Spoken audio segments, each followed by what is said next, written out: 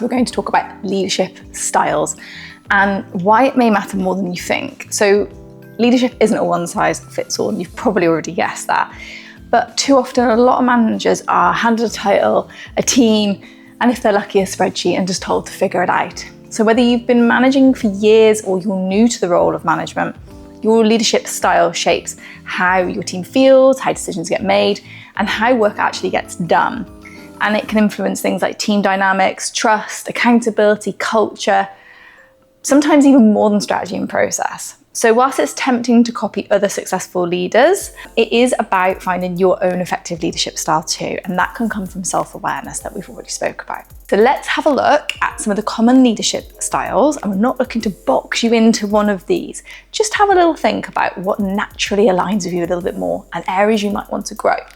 So the first one is autocratic leadership. So this style is all about control and direction. Decisions are made at the top, communicated down, and there's a real strong emphasis on structure, rules, and compliance.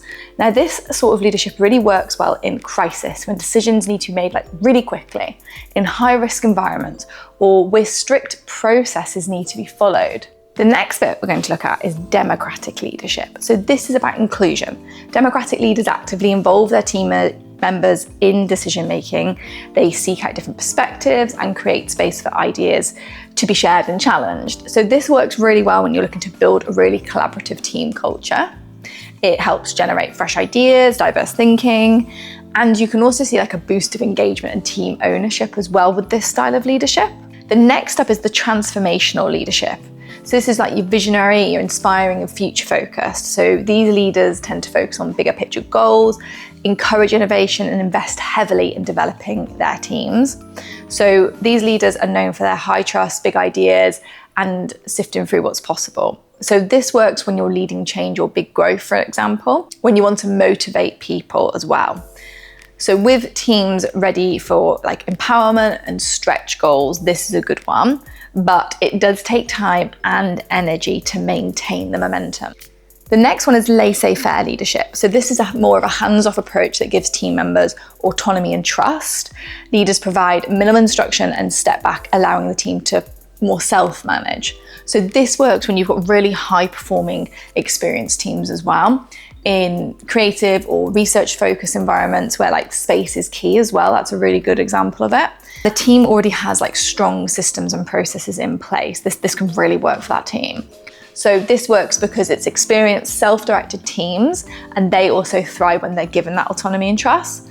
But without less structure and less confident team members, they might feel lost or unsupported. So again, it's finding the right place to bring this in. Next is the servant leadership. So servant leaders put the needs of the team first. They lead by listening, supporting, and developing others, and often acting as mentors or guides. They're people-focused and prioritize relationships and growth as well. So this works really well when you're trust building. Psychological safety is key.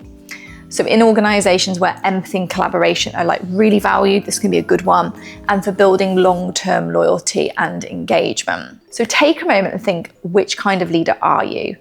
Are you a few of them? If you are, that's good. It's not about just picking one and sticking to it, because real leadership is about knowing when to adapt to those different ones at different times.